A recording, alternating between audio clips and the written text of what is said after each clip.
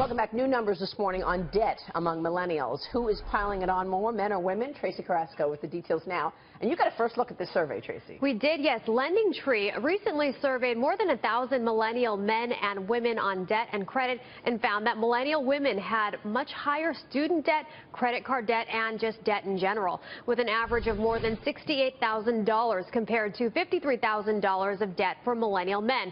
But on the flip side, women carried higher credit scores than men, suggesting maybe they're more responsible in paying down that debt. The survey also found the gender wage gap is significant. 57% of millennial men have an annual income of $50,000 or higher compared to 42% of women. Interesting survey there. So what are they doing in terms of piling up all this debt? Is this largely from school? I think it is student loans, you know, for both the men and the women.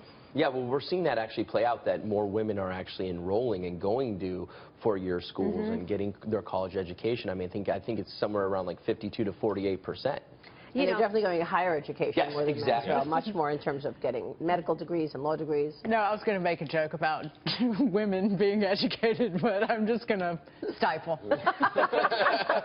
I'm going to... Self-edit? Yeah, I'm self-editing. That's what I'm doing. Well, no, it's interesting, though, because I think that in the millennial generation, there is actually a greater or better understanding of just how badly they're going to get hosed down the road when it comes to things like retirement savings in the Social Security program. It's so interesting, you know, the students that I teach all the time, none of them think they're getting Social Security.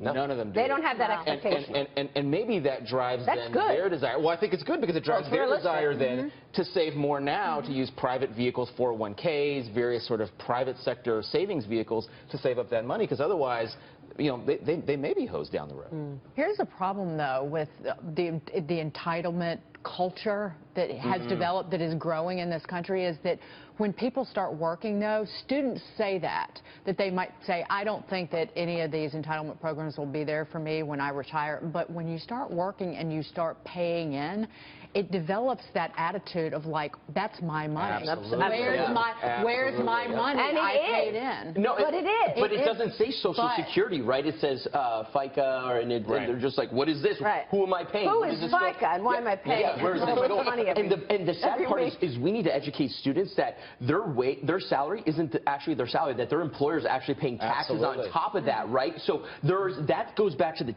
complicated tax code, that they don't know they're actually paying those taxes as well. They'd be getting a higher salary if their employer didn't have to pay it. Yeah. It's a good point, actually. Both points. Where's my money? Yeah, exactly.